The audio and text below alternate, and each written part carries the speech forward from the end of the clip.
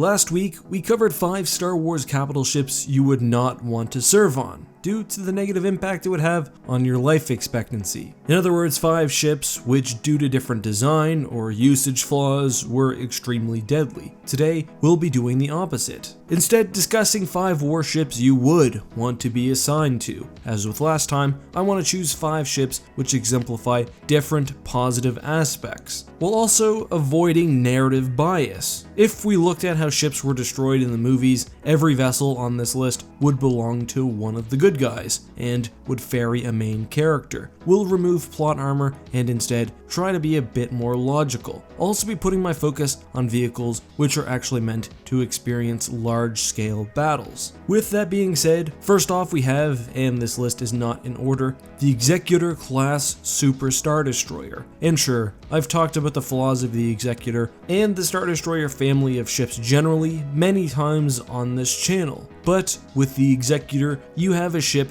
that was absolutely overwhelming and dominant within its era, which could single-handedly, despite any issues with its design, stand up to basically any fleet in the entire galaxy. This vessel represented the height of the Empire's military power. Now, maybe you don't want to serve on the Executor herself because of the chance you're force choked by Lord Vader, but basically any other completed Executor is a pretty safe bet. Now, you could say similar things about the Eclipse class Dreadnought or the Viscount, but with the Executor, the gap between your power and the power of your enemies is the most significant, in my opinion. Still, this wasn't an incredibly nuanced, well-designed, or even technologically sophisticated vessel, rather it was absolute brute strength. Comparatively, we have our number 2 ship, which represents technological marvel, the Nebula class Star Destroyer. Now, could the Nebula compete with an Executor in one-on-one combat? Well, not really, unless it had some really great starfighter pilots on board. However, the Nebula was an incredible amount of firepower, durability, and carrying capacity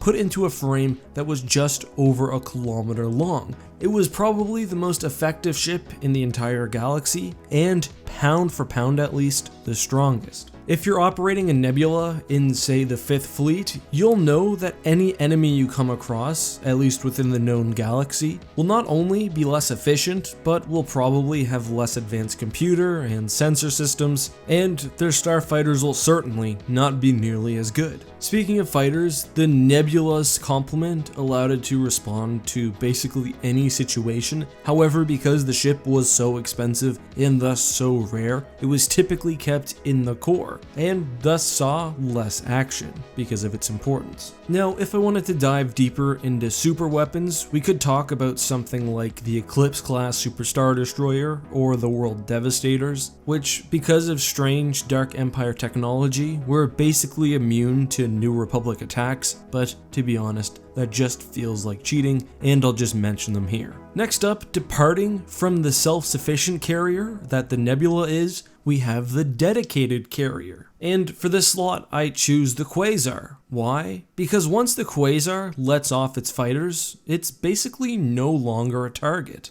Now, if you're the Alliance, perhaps you might need to throw it in service and even into anti-capital ship duties, but if you're the Empire, you most likely will drop the Quasar in behind your Imperial Star Destroyers and let it launch its fighters, then basically retreat from battle. The same would be the case with the Ton Fac. Sure, the ship is vulnerable, but it really offers no threat. This can, in some cases, be a weakness. For example, the Endurance class fleet carrier at the Battle of Arinda held on to its complement of E-Wings for too long and stayed in battle and was destroyed. Alternatively, things like Trade Federation cruisers were often targeted because of the sheer amount of resources they held, and sometimes carriers like the Quasar were used inappropriately, like the Flurry at the Battle of Bakura. Still, getting in one of these ships, I think, at least if you're not a starfighter pilot, increases your chance of survival. Alternatively, some carriers, not having a real need for speed, are hulking weapons and armor platforms.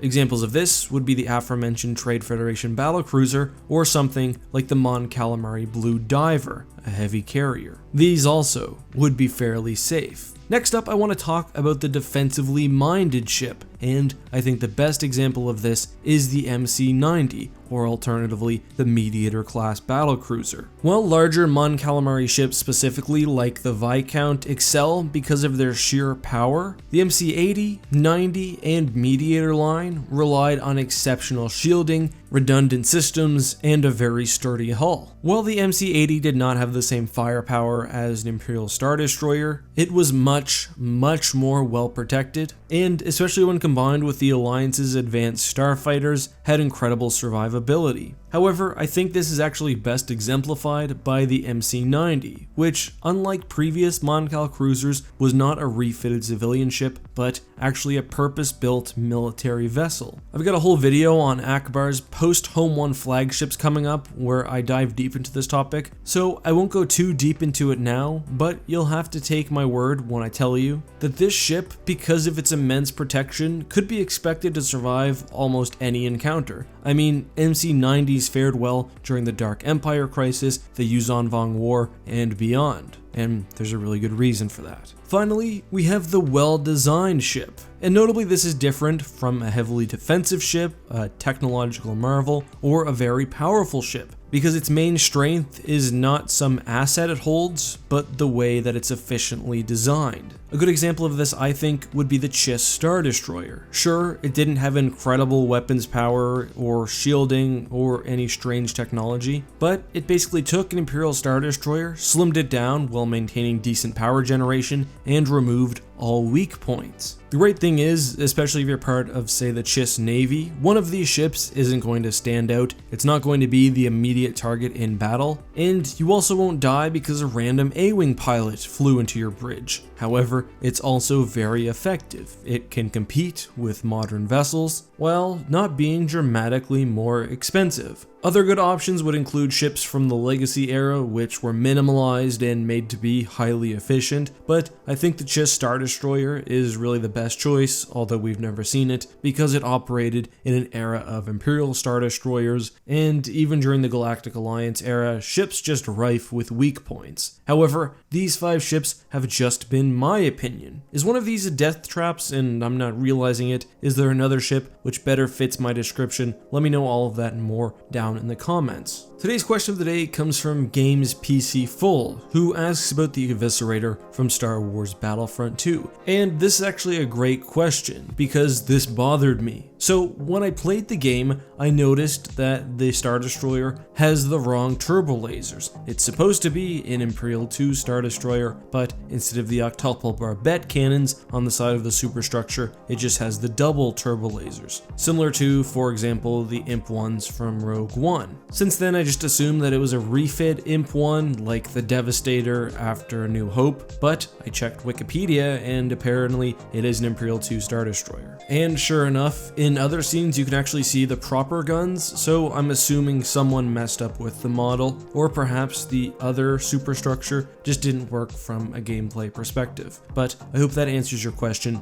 at least somewhat. Basically, it was a mistake. Anyway, until next time guys, this has been EckhartsLadder. If you have a question of the day, leave it down below with the hashtag AskEck, and until next time, may the Force be with you.